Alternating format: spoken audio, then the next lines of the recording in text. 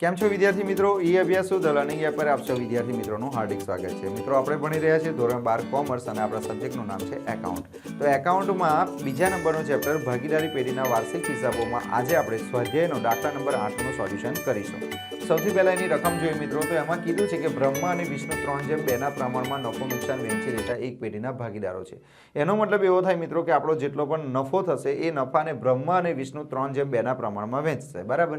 આગળ કીધું છે કે તારીખ 31/3/2017ના રોજનું કાચું સરવૈયું અને હવાલા પરથી પેઢીના વાર્ષિક હિસાબો તૈયાર કરો, બરાબર। તો સૌથી પહેલા આપણે કાચું સરવૈયું જોઈએ।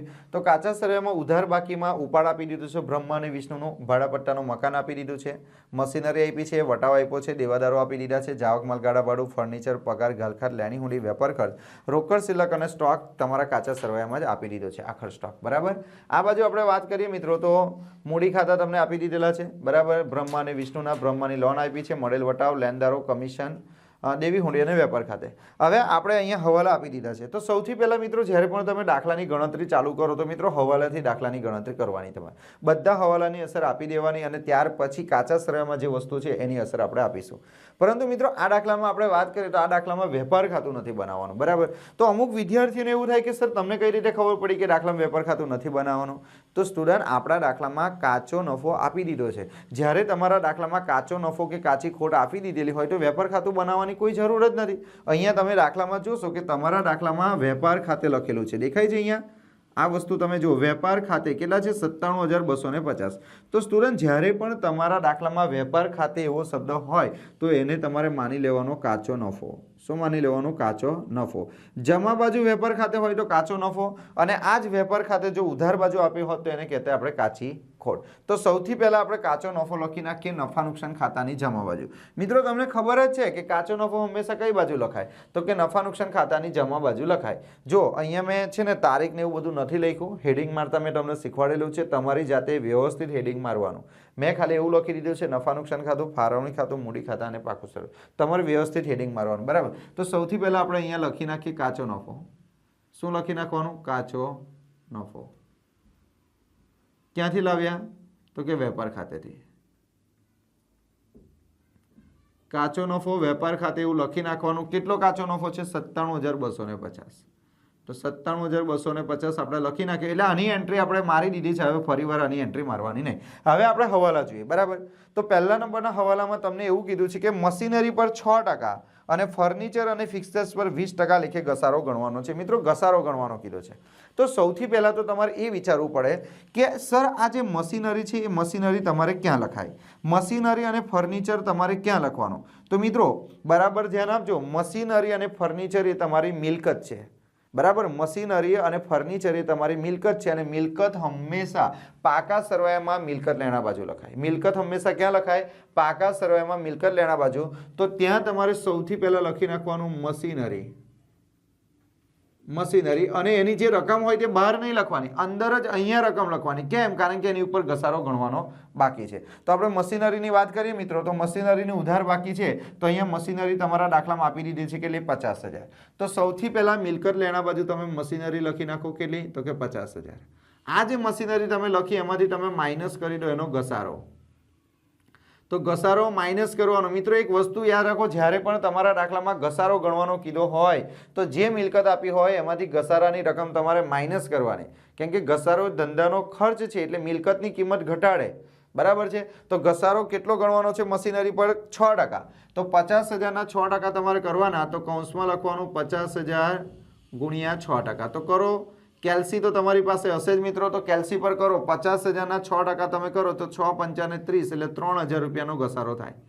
હવે આ ઘસારો માઇનસ કરો અને રકમ બહાર લખી નાખો કેટલી? 47,000। ચલો આ મશીનરી લખાઈ ગઈ। મશીનરી પછી સાની ઉપર ઘસારો ગણવાનો કીધો છે? ફર્નિચર પર। તો સ્ટુડન્ટ એવી જ રીતે જેવી રીતે અહીંયા મશીનરી લખી એ જ રીતે તમે લખી નાખો અહીંયા ફર્નિચર। તો સ્ટુડન્ટ તમારા દાખલામાં જુઓ ફર્નિચર કેટલું છે? તો દાખલામાં અહીંયા ફર્નિચર આપી દીધું છે, કેટલું છે? 5,000 રૂપિયાનું ફર્નિચર છે। તો સ્ટુડન્ટ 5,000 રૂપિયાનું ફર્નિચર લખી નાખો અને એમાંથી તમે ઘસારો માઇનસ કરો તો અહીંયા તમારે લખી દેવાનું ઘસારા ખાતે કેટલો ઘસારો થશે? તો તમારા દાખલામાં કીધું છે ફર્નિચર પર કેટલા ટકા ઘસારો?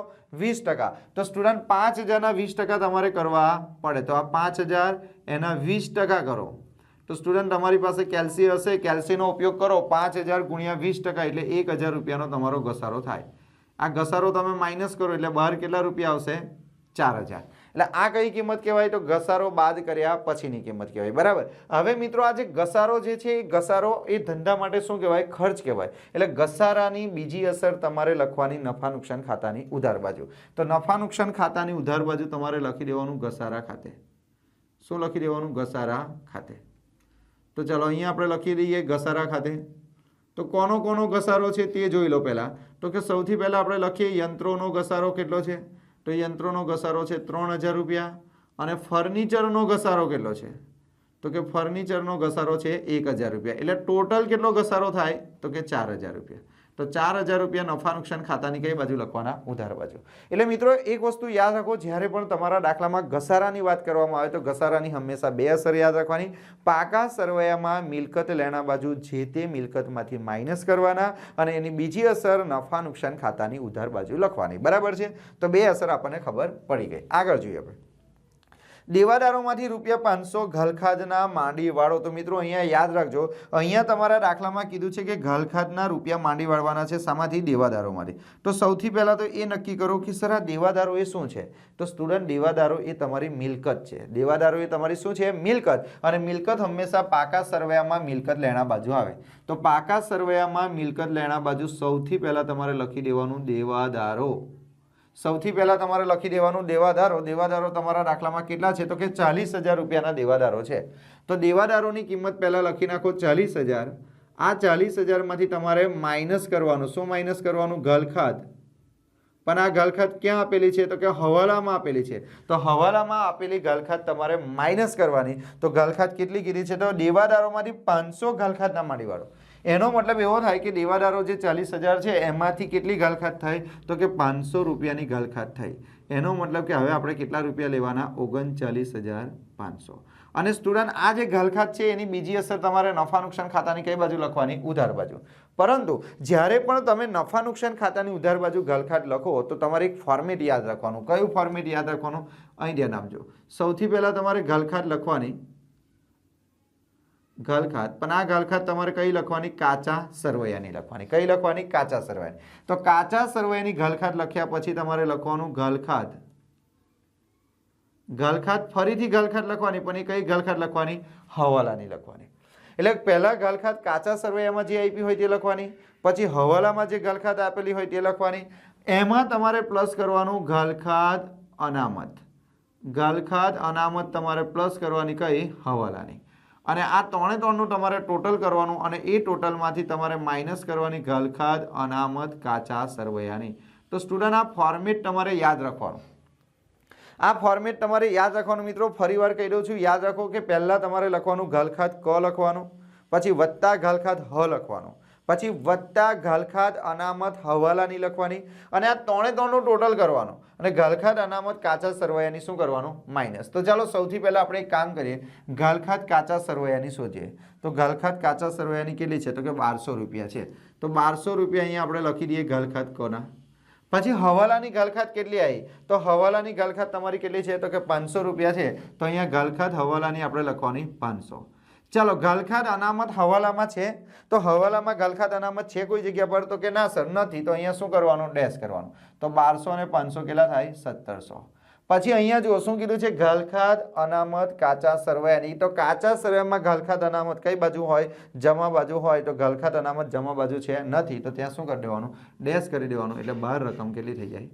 1700. બોલો આટલું ખબર પડી? તો મિત્રો ઘલખાદ વાળો જ્યારે હવાલો હોય તો તમારે યાદ રાખવાનું, જે ઘલખાદ હોય એ પાકા સરવૈયામાં મિલકત લેણા બાજુ દેવાદારોમાંથી શું કરવાનું? માઇનસ કરવાનું અને એની બીજી અસર નફા નુકસાન ખાતાની ઉધાર બાજુ તમારા ફોર્મેટ બનાવવાનું. બરાબર? ફોર્મેટ તો યાદ રહેશે ને? ઘલખાદ ક વત્તા ઘલખાદ હ વત્તા ઘલખાદ અનામત હ અને માઇનસ ઘલખાદ અનામત ક. ચાલો આગળ. બે હવાલા પતી ગયા. બ્રહ્મા અને વિષ્ણુને અનુક્રમે 5000 4000 વાર્ષિક પગાર આપવાનો છે. મિત્રો અહીંયા ધ્યાન આપજો. અહીંયા તમને એવું કીધું છે બ્રહ્મા અને વિષ્ણુ. તો સ્ટુડન્ટ આ જે બ્રહ્મા અને વિષ્ણુ જે છે એ કોણ છે? તો કે ભાગીદારો છે. બરાબર? એક કામ કરવાનું મિત્રો, આ હવાલો આપતા પહેલા તમારા દાખલામાં જે મૂડી આપેલી છે ને એ મૂડીની અસર આપી દેવાની. મૂડી હંમેશા મૂડી ખાતાની જમા બાજુ લખાય. તો સૌથી પહેલા મૂડી ખાતાની જમા બાજુ લખી દેવાનું. બાકી આગળ લાવ્યા શરૂઆતની મૂડી. બાકી આગળ લાવ્યા શરૂઆતની મૂડી. બ્રહ્માની મૂડી કેટલી છે? 55,000 રૂપિયા છે અને વિષ્ણુની મૂડી કેટલી છે? તો કે 45,000 રૂપિયાની મૂડી છે. એવી રીતે આ બાજુ 45,000 રૂપિયાની મૂડી લખી દેવાની. એ જ રીતે મિત્રો તમારા દાખલામાં ઉપાડ આપેલો હોય તો ઉપાડ આ બાજુ તમારે લખી દેવાનો.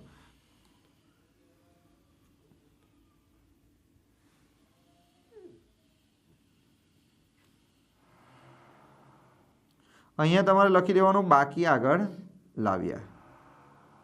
બરાબર. અહીંયા તમારે તારીખનું ખાનું આવે તો શરૂઆતની તારીખ 1/4. આપણું વર્ષ ક્યારે પતે છે? 2017. તો આપણું વર્ષ ક્યારે ચાલુ થયું હશે? 2016માં. તો 1/4/2016ની બાકી. એવી રીતે અહીંયા ઉપાડમાં પણ લખી દેવાનું 1/4/2016 ઉપાડ ખાતે શરૂઆતનો ઉપાડ કેટલો છે? તો કે ઉપાડ ખાતે બ્રહ્માનો ઉપાડ કેટલો છે? તો કે 5,000 અને વિષ્ણુનો ઉપાડ કેટલો છે? તો કે વિષ્ણુનો ઉપાડ પણ કેટલો છે? 5,000. તો સ્ટુડન્ટ સૌથી પહેલાં મૂડી ખાતામાં તમારે મૂડી લખી દેવાની. જો તમારા દાખલામાં મૂડી આપેલી હોય તો મૂડી ખાતાની જમા બાજુ લખી દેવાનો. જો ઉપાડ આપેલો હોય તો ઉધાર બાજુ. હવે પેલો હવાલો આપણે સોલ્વ કરીએ. તો બ્રહ્મા અને વિષ્ણુને અનુક્રમે 5,000 અને 4,000 વાર્ષિક પગાર આપવાનો છે. મિત્રો અહીં ધ્યાન આપો. અહીંયા આપણે પગાર આપવાનો છે, પણ કોને પગાર આપવાનો છે? તો કે ભાગીદારને પગાર આપવાનો છે. સ્ટુડન્ટ જ્યારે પણ કોઈ ભાગીદારને પગાર આપવાનો હોય તો એની અસર આવશે નફા નુકસાન ફાળવણી ખાતામાં. તો નફા નુકસાન ફાળવણી ખાતામાં તમારે અહીંયા લખી દેવાનું પગાર ખાતે. શું લખી દેવાનું? પગાર ખાતે. કોનો પગાર? તો કે અહીંયા તમારે લખી દેવાનું બ્રહ્મા અને બીજો કોણ છે? તો કે વિષ્ણુ. બ્રહ્મા અને વિષ્ણુનો પગાર તમારે આપવાનો છે. કેટલો પગાર આપવાનો છે? તો બ્રહ્માનો પગાર છે 5,000 અને વિષ્ણુનો પગાર કેટલો છે? તો કે 4,000. એટલે ટોટલ તમારે કેટલો પગાર આપવાનો છે? તો 9,000. તો નફા નુકસાન ફાળવણી ખાતાની ઉધાર બાજુ. મિત્રો એક વસ્તુ યાદ રાખો, જ્યારે પણ તમારા દાખલામાં ભાગીદારી પેઢી હોય, કોણ હોય? ભાગીદારી પેઢી હોય અને બીજા કોણ હોય? ભાગીદારો હોય. મિત્રો ફરીવાર કહી દો, જો અહીંયા ભાગીદારો છે દેખાય છે તમને નાના નાના? હા, તો આ પેઢી છે એના ભાગીદારી પેઢી છે. પેઢી અને ભાગીદારો વચ્ચેના જે ટ્રાન્ઝેક્શન હોય આ બધાની જે અસર હોય એ અસર તમારે ક્યાં આપવાની? નફા નુકસાન ફાળવણી ખાતામાં. એક વસ્તુ ફરીવાર યાદ રાખો, આ ભાગીદારી પેઢી છે.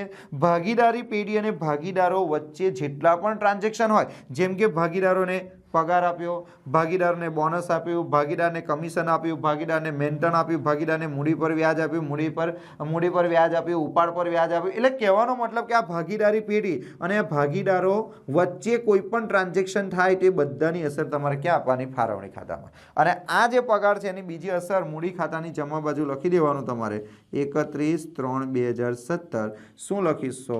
તો કે પગાર ખાતે. પગાર ખાતે કોનો પગાર છે? તો કે બ્રહ્માનો 5,000 રૂપિયા પગાર અને વિષ્ણુનો કેટલો? તો કે 4,000 રૂપિયા પગાર. ચાલો આટલું થઈ ગયું? તો કે હા સર. હવે આપણે આગળ વધીએ. ચોથા નંબરનો હવાલો છે. તો ચોથા નંબરના હવાલામાં એવું કીધું ₹500 કમિશનના મળવાના બાકી છે. સ્ટુડન્ટ 500 રૂપિયા કમિશનના મળવાના છે. તો કમિશન પહેલાં તો ક્યાં આવે? તો મિત્રો એક વસ્તુ યાદ રાખો, કમિશન નફા નુકસાન ખાતાની જમા બાજુ આવે. તો અહીંયા તમે કમિશન જોઈ લો. તમારા દાખલામાં અહીંયા કમિશન કેટલું આપી દીધેલું છે? તો કે 2,500 રૂપિયા. તો નફા નુકસાન ખાતાની જમા બાજુ તમારે લખી દેવાનું પહેલાં તો કમિશન. કેટલું કમિશન મળી ગયેલું છે? તો કે 2,500 રૂપિયા કમિશન આપણને મળી ગયું છે અને હજુ બીજા કેટલા મળવાના બાકી છે? તો 500 રૂપિયા હજુ મળવાના બાકી છે. તો વત્તા થાય, વત્તા મળવાના બાકી કેટલા? 500 રૂપિયા. એનો મતલબ એવો થાય કે કુલ કેટલું કમિશન આપણને મળ્યું કહેવાય? તો કે 3,000. મિત્રો પ્લસ કેમ કર્યા તે ખબર પડે છે? કારણ કે નફા નુકસાન ખાતામાં કોઈ પણ વસ્તુ તમે લખો ને તો આખા વર્ષની વસ્તુ લખાય. બરાબર. એક વર્ષમાં કેટલા મહિના હોય? 12 મહિના. તો 12 મહિનાની વસ્તુ લખવાની તમારા નફા નુકસાન ખાતામાં. બરાબર છે. એનો મતલબ કે અહીંયા એવું કહે છે કે કમિશન તમને 2,500 રૂપિયા તો મળી ગયું છે પણ હજુ 500 મળવાનું બાકી છે. એટલે કુલ આ વર્ષનું કમિશન ટોટલ કેટલું હશે? 3,000. 3,000માંથી 2,500 મળ્યા અને 500 રૂપિયા મળવાના બાકી છે. એટલે ટોટલ કેટલું કમિશન? તો કે 3,000. બરાબર છે. ને મળવાનું બાકી એટલે આપણી મિલકત કહેવાય. તો મિલકત લેના બાજુ લખવાનું મળવાનું બાકી કમિશન. મળવાનું બાકી કમિશન. કેટલું મળવાનું બાકી કમિશન છે? તો કે 500 રૂપિયા. ચાલો થઈ ગયું. ત્યાર પછી આપણે આગળ જોઈએ સ્ટુડન્ટ. 5મા નંબર, પગારના ₹3,000 ચૂકવવાના બાકી છે. મિત્રો પગાર એ આપણા માટે ખર્ચ કહેવાય, પરંતુ અહીં કયો પગાર એવું કંઈ કીધું છે? ભાગીદારનો પગાર છે, કોનો પગાર છે એવું કંઈ કીધું છે? તો કે ના સર નથી કીધું. એટલે આપણે એવું માની લેવાનું કે ધંધાનો ખર્ચ છે એટલે નફા નુકસાન ખાતામાં તમારે લખવું પડશે. તો નફા નુકસાન ખાતામાં પહેલા પગાર લખો. પગાર. તો તમારા દાખલામાં જુઓ પગાર કોઈ જગ્યા પર આપ્યો હશે તો કંઈ આપી દીધો છે. પગાર કેટલો છે? 7,500. સ્ટુડન્ટ નફા નુકસાન ખાતામાં જે પગાર આપ્યો છે એનો મતલબ શું થાય? તો કે નફા નુકસાન ખાતામાં જે પગાર આપ્યો છે એનો મતલબ એવો થાય કે એટલો પગાર તમે ચૂકવી દીધો છે. એનો મતલબ કે પગાર 7,500 રૂપિયા તમે ચૂકવી દીધો છે અને હજુ કેટલો ચૂકવવાનો બાકી છે? તો ચૂકવવાનો બાકી 3,000 છે. તો વત્તા તમારે કરવા પડે, વત્તા ચૂકવવાનો બાકી પગાર કેટલો? તો કે 3,000 રૂપિયા હજુ ચૂકવવાના બાકી છે. એટલે ટોટલ કેટલો પગાર? 10,500. સ્ટુડન્ટ એમ જોવા જઈએ તો સમજવાનો પ્રયત્ન કરો, તમારો જે પગાર છે આખા વર્ષનો પગાર, એ આખા વર્ષનો પગાર છે 10,500.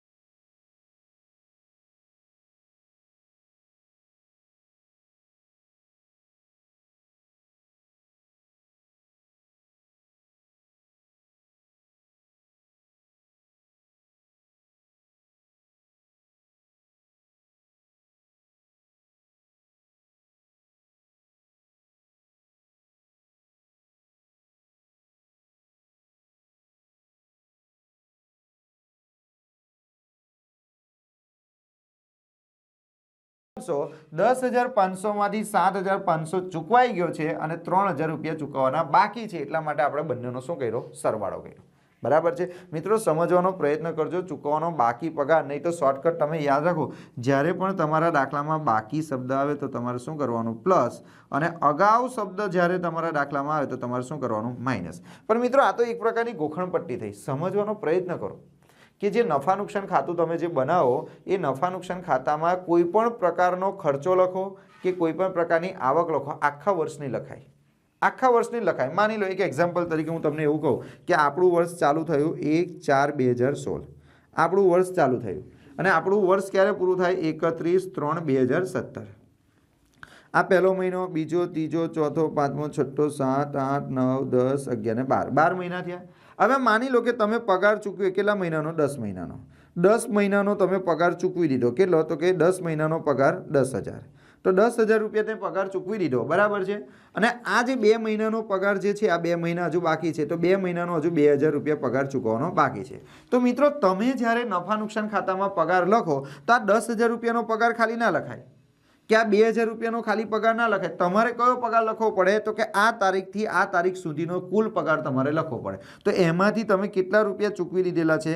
કે 10,000, અને હજુ 2 મહિનાના ચૂકવવાના બાકી છે. એટલે ટોટલ તમારે કેટલો પગાર લખવો પડે? 12,000. કેમ? કારણ કે આ 12,000 રૂપિયા જે પગાર છે આ આખા વર્ષનો છે. ખબર પડે છે મારી વાત સમજવાનો પ્રયત્ન કરો સ્ટુડન્ટ. તમે જ્યારે નફા નુકસાન ખાતામાં કોઈ પણ પ્રકારનો ખર્ચો લખો તો આખા વર્ષનો ખર્ચો લખાય. હવે માની લો કે આખા વર્ષનો ખર્ચો કેટલો છે? તો કે 12,000 છે. પણ 12,000 માંથી તમે ચૂકવ્યા કેટલા? ખાલી 10,000. તો હજુ 2,000 ચૂકવવાના બાકી છે ને. તો 10,000 વત્તા 2,000 ચૂકવવાના બાકી, એટલે ટોટલ કેટલો લખાય? 12,000. એટલે 12,000 તમારે ટોટલ લખવું પડે. એટલે એ જ રીતે અહીંયા સમજવાનું છે કે પગારના 3,000 ચૂકવવાના બાકી છે. તો પગાર કેટલો? 7,500. ચૂકવવાનો બાકી 3,000. એટલે આખા વર્ષનો પગાર કેટલો? 10,500. અને આ જે ચૂકવવાનો બાકી છે એ આપણા માટે દેવું કહેવાય. તો પાકા સરવાળામાં મૂડી દેવા બાજુ લખવાનું ચૂકવવાનો બાકી પગાર. ચૂકવવાનો બાકી પગાર. કેટલો પગાર ચૂકવવાનો બાકી છે? તો કે 3,000 રૂપિયાનો પગાર ચૂકવવાનો બાકી છે. તો સ્ટુડન્ટ અહીંયા બધા હવાલા આપણા થઈ ગયા છે. બરાબર. હવે આમાંથી જોઈને ફટાફટ આપણે લખી નાખવાનું. તો જો ઉપાડ લખાઈ ગયો છે. ચલો, ભાડાપટ્ટાનું મકાન. સ્ટુડન્ટ ભાડાપટ્ટાનું જે મકાન છે એ પાકા સરવાળામાં આવશે, મિલકત લેણા બાજુ. તો ભાડાપટ્ટાનું મકાન અહીંયા લખી દઈએ આપણે. ભાડાપટ્ટાનું મકાન. ચલો, ભાડાપટ્ટાનું મકાન તમારા દાખલામાં કેટલું આપ્યું છે? તો 60,000 રૂપિયા આપ્યા છે. કેટલા રૂપિયા આપ્યા છે? 60,000. અને સ્ટુડન્ટ આ 60,000 રૂપિયા જે ભાડાપટ્ટાનું મકાન આપ્યું છે એમાં કૌંસમાં તમને આ રીતે કીધેલું કે કેટલા કીધા છે? 1/4/2016 થી 10 વર્ષ માટે. એટલે આ 60,000 રૂપિયા જે છે ને સ્ટુડન્ટ, એ કેટલા વર્ષ માટેના છે? 10 વર્ષ માટેના છે તો 10 વડે એને ભાગાકાર કરવાનો। જો અહીંયા ધ્યાન આપજો, અહીંયા તમારે લખી નાખવાનું માંડી વાડિયા। શું લખવાનું અહીંયા? માંડી વાડિયા। કેટલા છે? તો કે 60,000 રૂપિયા છે ને, તો 60,000 રૂપિયાને તમે 10 વડે ભાગી નાખો તો 60,000 ને 10 વડે ભાગી નાખો તો કેટલા રૂપિયા આવશે? 6,000। તો 6,000 રૂપિયા તમારે દર વર્ષે માંડી વાળવા પડે તો કેટલા થશે અહીંયા? 54,000। અને આ 60,000 માંથી 6,000 રૂપિયા માંડી વાળ્યા એક વર્ષના, બરાબર? તો આ 6,000 રૂપિયા જે માંડી વાળ્યા એ તમારે નફા નુકસાન ખાતાની ઉધાર બાજુ લખવાનું,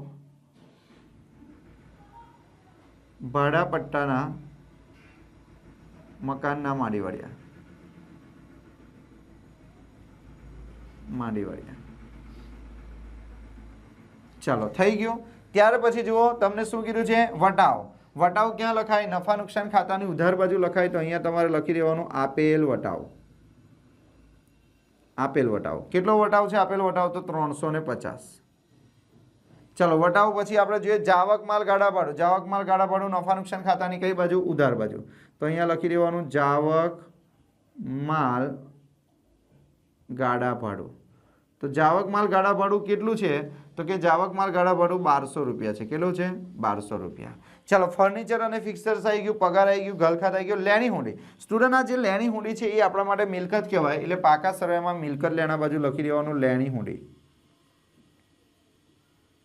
લેણી હુંડી તો લેણી હુંડી કેટલી છે? તો કે 20,000 રૂપિયાની લેણી હુંડી છે તો 20,000ની લેણી હુંડી પણ લખી નાખી।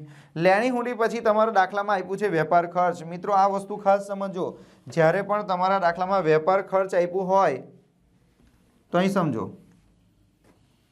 ફક્ત વેપાર ખર્ચ આપેલો હોય, ફક્ત વેપાર ખર્ચ આપેલો હોય। જો જ્યારે પણ તમારા દાખલામાં ફક્ત વેપાર ખર્ચ આપેલો હોય તો તમારે ક્યાં લખવાનું? નફા નુકસાન ખાતાની ઉધાર બાજુ। મિત્રો આને બરાબર સમજો, ઘણા બધા વિદ્યાર્થીઓ ભૂલ કરે છે, જ્યારે પણ તમારા દાખલામાં ખાલી વેપાર ખર્ચ શબ્દ કીધો હોય તો નફા નુકસાન ખાતાની ઉધાર બાજુ આવે, પરંતુ જ્યારે તમારા દાખલામાં વેપાર ખર્ચ અને ઓફિસ ખર્ચ, વેપાર ખર્ચ અને ઓફિસ ખર્ચ બંને આપેલ હોય, બંને આપેલ હોય। મિત્રો સમજવાનો પ્રયત્ન કરજો, જ્યારે તમારા દાખલામાં વેપાર ખર્ચ પણ આપ્યો હોય અને ઓફિસ ખર્ચ પણ તમારા દાખલામાં આપ્યો હોય તો વેપાર ખર્ચ વેપાર ખાતાની કઈ બાજુ? ઉધાર બાજુ। અને ઓફિસ ખર્ચ નફા નુકસાન ખાતાની કઈ બાજુ? તો કે ઉધાર બાજુ।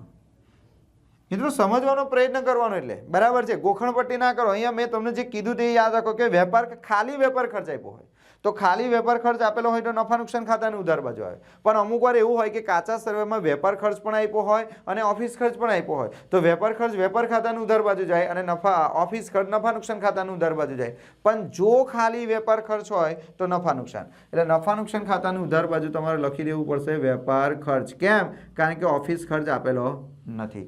તો વેપાર ખર્ચ કેટલો છે? 5,900। ચાલો આગળ વધીએ। રોકડ શિલ્લક। રોકડ શિલ્લક પાકા સરવાળામાં મિલકત લેણા બાજુ જશે તો રોકડ શિલ્લક તમારા દાખલામાં કેટલી આપેલી છે તે જોઈ લો। તો રોકડ શિલ્લક છે 6,000 રૂપિયા। અને સ્ટોક, સ્ટુડન્ટ સ્ટોક છે, પરંતુ આ કયો સ્ટોક છે? છેવટનો। જો 31/3/2017 આપણું વર્ષ ક્યારે પૂરું થાય? 31/3/2017 આખર માલનો સ્ટોક છે ને મિત્રો આખર માલનો સ્ટોક કાચા સરવૈયામાં આપ્યો હોય તો એની એક જ અસર મિલકત લેણા બાજુ। તો આખર સ્ટોક જ્યારે કાચા સરવૈયામાં આપેલો હોય તો એની એક જ અસર થાય મિલકત લેણા બાજુ। તો લખી નાખો કેટલા? 73,000। ચાલો એટલે આ બાજુનું બધું પતી ગયું। પેલી બાજુ મૂડી આવી ગઈ બ્રહ્માની લોન। તો બ્રહ્માની લોન એ આપણા માટે દેવું કહેવાય તો દેવું ક્યાં લખવાનું? મૂડી દેવા બાજુ। અહીંયા લખી દેવાનું તમારે બ્રહ્માની લોન। બ્રહ્માની લોન કેટલી છે તે જોઈ લો સ્ટુડન્ટ। તો બ્રહ્માની લોન છે 50,000। તો બ્રહ્માની લોન 50,000 છે ને એ બ્રહ્માની લોન તમે ક્યારે લીધેલી? 1/7/2016 લીધેલી છે। તો બ્રહ્માની લોન પર તમારે વ્યાજ પણ ગણવું પડશે અને ભાગીદારની લોન પર વ્યાજ કેટલા ટકા લખે ગણાય? 6% લખે। કેમ? કારણ કે દાખલામાં કોઈ જગ્યા પર કીધું જ નથી કે બ્રહ્માની લોન પર કેટલા ટકા વ્યાજ ગણવાનું, એવું કંઈ કીધું છે? સ્ટુડન્ટ જ્યારે પણ કોઈ ભાગીદારની લોન હોય અને એ ભાગીદારની લોન પર કેટલા ટકા વ્યાજ આપવાનું છે એવું કશું ના કીધું હોય તો તમારે 6% ગણવાના, બરાબર? તો હવે ચાલો સમજો।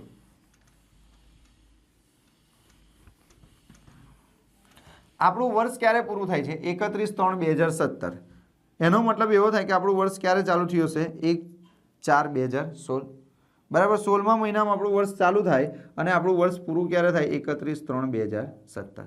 તો જો આ ચોથો મહિનો, પછી 5મો મહિનો આવે, 6ઠ્ઠો મહિનો આવે, 7મો મહિનો આવે, 8મો મહિનો આવે, 9મો મહિનો આવે, 10મો મહિનો આવે, 11મો મહિનો આવે, 12મો મહિનો આવે, પહેલો મહિનો આવે, બીજો મહિનો આવે ને આ ત્રીજો મહિનો આવે. બરાબર. તો અહીંયાથી લઈને અહીં સુધી ટોટલ કેટલા મહિના આવે? 12 મહિના. બરાબર. હવે આપણે બ્રહ્માની લોન કયા મહિનામાં લીધેલી? 7મા મહિનામાં. 7મા મહિનામાં એટલે આ 7મા મહિનામાં આપણે બ્રહ્માની લોન લીધી. તો કેટલા મહિનાનું વ્યાજ ગણાય? જો 7 પછી 8 એટલે 1 9 બરાબર, 2 10 3 11 4 5 મહિના, 6 મહિના, 7 મહિના અને 8 મહિના.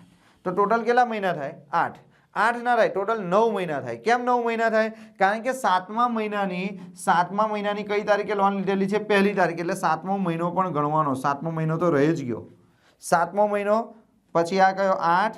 એટલે આ 1 2 3 4 5 6 7 8 9 9 મહિનાનું વ્યાજ ગણાય સ્ટુડન્ટ.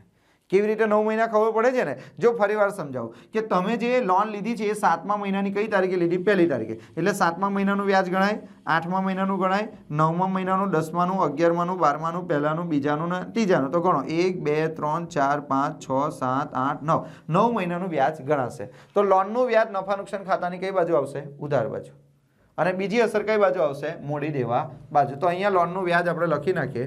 લોનનું વ્યાજ, બ્રહ્માની લોનનું વ્યાજ. તો બ્રહ્માની લોન કેટલી હતી? 50,000. લોન પર કેટલા ટકા વ્યાજ ગણવાનું? 6%. એટલે 6 ના છેદમાં કેટલા થાય? 100. કેટલા મહિના? તો કે 9. 9 ના છેદમાં કેટલા? 12. તો કરો સ્ટુડન્ટ, કેટલા ટકા વ્યાજ થશે? સોરી, કેટલું વ્યાજ થશે? તો 50,000 ગુણ્યા 6 ગુણ્યા 9 ભાગ્યા 1200. તો લોન પર વ્યાજ થશે 2250. અને એ લોનની બીજી અસર નફા નુકસાન ખાતાની ઉધાર બાજુ આવશે 2250. બ્રહ્માની લોનનું વ્યાજ. બ્રહ્માની લોનનું વ્યાજ. આ છૂપો હવાલો કહેવાય સ્ટુડન્ટ. છૂપો હવાલો એટલે ડાયરેક્ટ તમને આવી રીતે રકમ આપી દીધી હોય, કૌંસમાં રકમ આપેલી હોય, છૂપો હવાલો. એની બે અસર આપવાની. બ્રહ્માની લોન પર વ્યાજ આપવાનું બાકી છે તો વ્યાજ એ ધંધા માટે ખર્ચ કહેવાય, એટલે નફા નુકસાન ખાતાની ઉધાર બાજુ. અને બીજી અસર તમારે પાકા સરયમાં મૂડી દેવા બાજુ. બ્રહ્માની લોનમાં પ્લસ કરી દો તો પણ ચાલે અને અલગથી લખો તો પણ ચાલે, કોઈ ફરક ના પડે. ચાલો, મળેલ વટાવ. મળેલ વટાવ નફા નુકસાન ખાતાની જમા બાજુ. મળેલ વટાવ નફા નુકસાન ખાતાની જમા બાજુ કેટલો છે? 400. ચાલો, પછી કોણ છે? લેણદારો. લેણદારો મૂડી દેવા બાજુ લખવાના. તો અહીંયા લખી નાખવાનું લેણદારો. લેણદારો જુઓ તમારા દાખલામાં કેટલા છે? તો કે 25,000ના લેણદારો છે. તો લેણદારો 25,000. ચાલો, લેણદારો પછી કમિશન આવી ગયું. દેવી હુંડી. દેવી હુંડી પણ મૂડી દેવા બાજુ લખવાની. તો અહીંયા આપણે લખીશું દેવી હુંડી. કેટલી છે દેવી હુંડી? તો કે 5,000. અને પછી છેલ્લે કોણ છે? તો કે વેપાર ખાતે. તો બધી એન્ટ્રી આવી ગઈ. હવે આપણે આનું ટોટલ કરીએ તો 97,250 વત્તા 3,000 વત્તા 400. તો આનું ટોટલ કરીએ તો કેટલું થશે? 1,06,50. અહીંયા લખી નાખીએ આપણે 1,06,50. બરાબર. માઇનસ કરીએ એમાંથી કેટલા છે? 4,000 રૂપિયા માઇનસ થઈ જશે. પછી 1,700 માઇનસ કરીએ, પછી 10,500, પછી 6,000 માઇનસ 350 માઇનસ 1,200 માઇનસ 5,900 અને 22,50. તો ટોટલ અહીં 68,750 આવશે. 1,750. આ 68,750 ને તમારે શું નામ આપવાનું? ચોખ્ખો નફો. કયો નફો? ચોખ્ખો નફો. ને સ્ટુડન્ટ આ જે ચોખ્ખો નફો છે એ તમારે ક્યાં લઈ જવાનો? નફા નુકસાન ફાળવણી ખાતાની જમા બાજુ. તો નફા નુકસાન ફાળવણી ખાતાની જમા બાજુ લખી દેવાનું ચોખ્ખો નફો કેટલો? 68,750. હવે આનું આપણે ટોટલ કરીએ તો અહીંયા કેટલા આવે? 68,750. અહીંયા આપણે લખી નાખીએ કેટલા? 68,750. તો 68,750 માંથી 9,000 રૂપિયા માઇનસ કરો તો તમારો નફો કેટલો આવશે? 59,750. 59,750. આ કયો નફો આવશે? વહેંચણી પાત્ર નફો. તો અહીંયા લખવાનું વહેંચણી પાત્ર નફો. વહેંચણી પાત્ર નફો. વહેંચણી પાત્ર નફો ક્યાં લઈ જવાનો? મૂડી ખાતામાં. કોનો નફો છે આ? તો કે બ્રહ્માનો. અને બીજો કોનો નફો? વિષ્ણુનો. તો આ જે નફો આવ્યો ને સ્ટુડન્ટ, આ નફો જે આવ્યો ને એને કયા પ્રમાણમાં વેચવાનું છે? તમારે 3/2. તો આને આપણે 3/2 ના પ્રમાણમાં વેચીએ. 59,750 59,750 એને કયા પ્રમાણમાં વેચવાનો છે? 3/2 એટલે 3/2 3 ને 2 5 તો 5 ને ક્યાં લખવાના? છેદમાં. તો ગુણ્યા 3/5 તો અહીં આવશે 35,850 બરાબર અને અહીંયા આવશે 23,900 એકવાર આપણે જોઈ લઈએ બરાબર છે.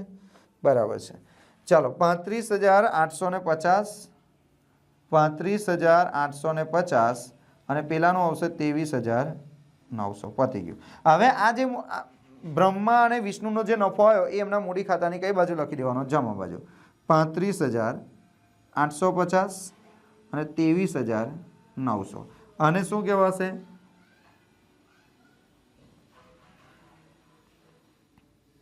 નફા નુકસાન ફાળવણી ખાતે. બસ હવે આનું શું કઢવાનું? ટોટલ. આનું પણ અહીંયા શું કઢવાનું? ટોટલ. ચાલો ટોટલ કરીએ તો કેટલા થશે? 55,000 વત્તા કેટલા? 5,000 વત્તા 35,850 એટલે અહીં થશે 95,850.